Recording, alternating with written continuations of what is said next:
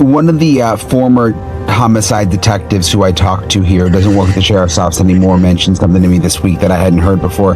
He was telling me in some of our drone video, when they were processing the scene, he noticed that they were taking perspective shots. I think that's how he described it, where they were like shooting over someone's shoulder pictures, which he said he had only seen done at like a police involved shooting kind of thing, where they try to like see the perspective of someone. That was kind of interesting. I hadn't heard that before. Her name was Nancy Guthrie. She lived alone in a quiet Tucson neighborhood. She had a circled driveway.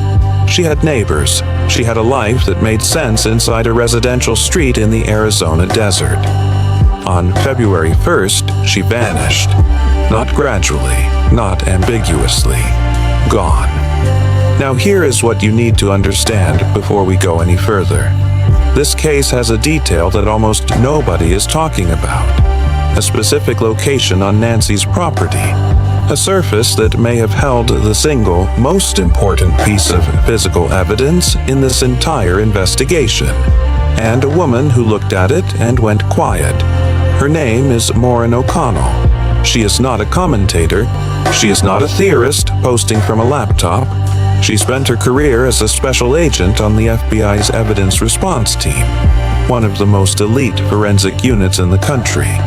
Presidential events, mass casualty incidents, the cases where a single procedural error means a killer walks free. She watched the drone footage of Nancy's property. She didn't look at the back gate. She didn't look at the windows or the door frame or the flower pots. She looked at the driveway. And what she found, or rather what she did not find, is a question she has been asking since day 67 of this investigation. By the end of this video, you will understand exactly what she saw. You will also understand why the surface beneath that driveway may have already decided what happens next in this case. If you are following the Nancy Guthrie case, subscribe right now. Every case matters. Every clue counts. We are not stopping until there are answers. To understand what O'Connell saw and what she didn't, you first need to understand what is underneath every tire that has ever pulled into that driveway. The driveway is where I think the car pulled up to get her. I know the back doors were gated, but I think something happened that caused them to go out the front. And maybe it was that dog barking in the back. Who knows? The surface that doesn't hold. Nancy Guthrie's driveway is not concrete. It is not asphalt. It is not sealed pavers or any fixed hard surface.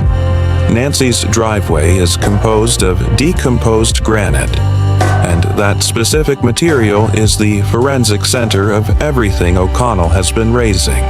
Here is your first answer. This is what the driveway is hiding. Decomposed granite, DG, is a naturally occurring material. Granite rock weathers over time and breaks down into a loose, granular aggregate. Across Tucson, Phoenix, Scottsdale, and Albuquerque, it covers hundreds of thousands of properties. It handles desert heat. It absorbs rainfall. It looks natural in an arid landscape. But forensically, DG is a nightmare. When a vehicle drives over decomposed granite, the weight compresses the granules. It leaves a tire impression, a pattern that corresponds exactly to the tread of the tire that made it. That impression is real. That impression is evidence, but it will not wait for you. Wind disturbs it. Foot traffic destroys it. Another vehicle crossing that same surface erases it completely. In a desert environment where temperature cycling moves granular material overnight, the window to recover that impression is not generous. It closes quietly, without warning, without anyone realizing it is gone. Now here is the photography problem, and this is critical.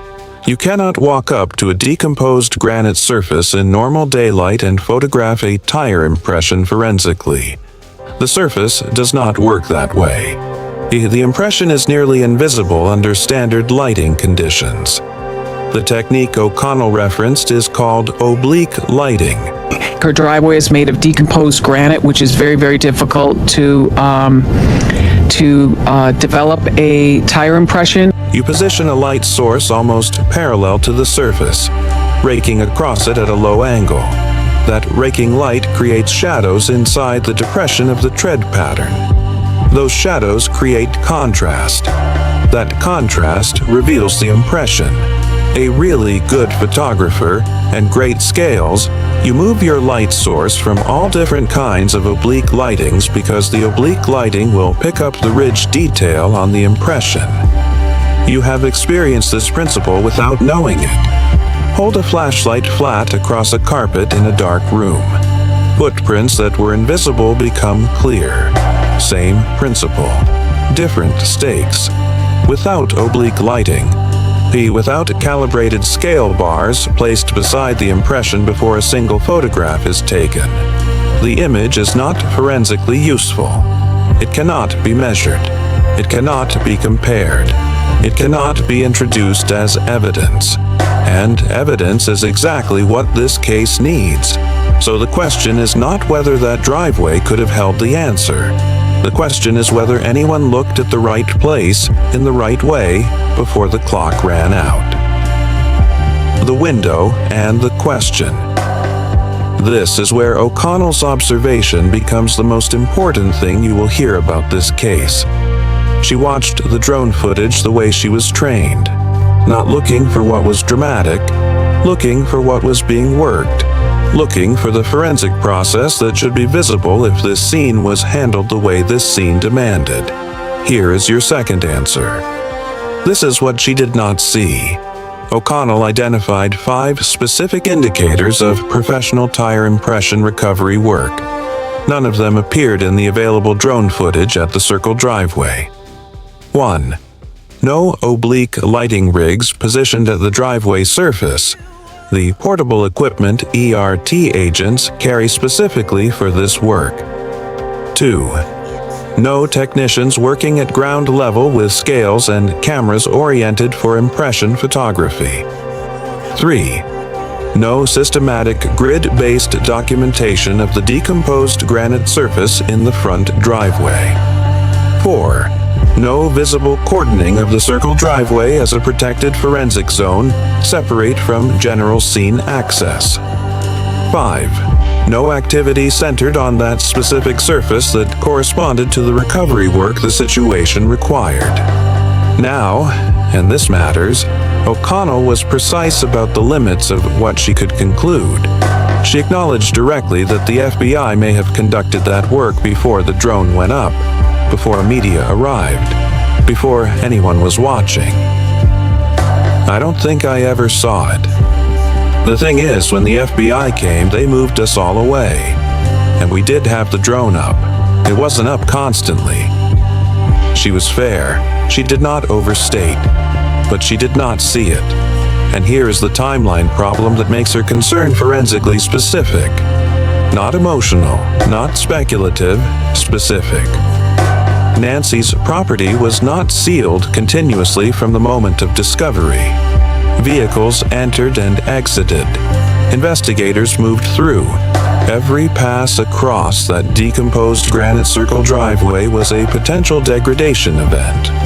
The question at the center of everything O'Connell raised. How early did anyone identify that Circle driveway as the staging location? And was that surface protected before the impression was gone? Do you believe investigators reached the Circle driveway in time? Drop your read in the comments.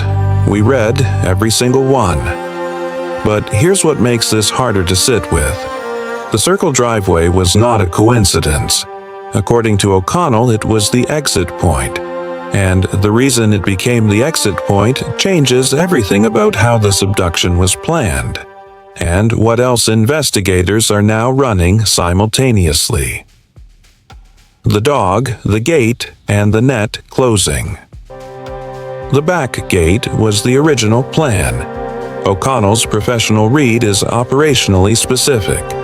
Someone planned to remove Nancy through the rear of the property. Quiet, away from the street. and away from sight lines. The circle driveway was not where this was supposed to end. Something went wrong at the back. A neighbor's dog, an unfamiliar vehicle parked in the rear alley of a quiet residential neighborhood, a high-pitched sound that travels, a curtain pulled back, a porch light, an unanticipated witness risk that made the rear exit impossible. I tied it in my head to that dog of the neighbors. A squeak is a very high-pitched sound, and a high-pitched sound travels, and I'm wondering if that's what the dog heard initially. The vehicle moved to the front. The driver came around to the circle driveway. The exit happened forward-facing at speed. No reversing, clean departure. And the decomposed granite recorded it, for however long decomposed granite holds anything. Now connect this to what investigators are running right now. A black glove recovered in a field 2 miles from Nancy's home. Confirmed DNA from an unknown male. Not Nancy. Not anyone close to her. That profile entered CODIS, the FBI's national DNA database. Genetic genealogy services standing by simultaneously. Every person who ever submitted to 23andMe or Ancestry DNA just became a potential link in the chain to whoever took her. And the FBI's cellular analysis survey team is mapping every phone active near Nancy's home between midnight and 4 a.m. on February 1st. A retired FBI supervisory agent said something that should matter to whoever did this. Authorities likely already have names that have surfaced and been evaluated. Subscribe. When this breaks, and it will break, you will want to be here. Was the back gate a deliberate misdirection or a disrupted plan? Tell us what you think. So, we know what the driveway may have held. We know what recovering it could have meant. What we don't know, and what this investigation has not told us publicly, is whether anyone got there in time. What we don't know yet. Here is what is fully verified.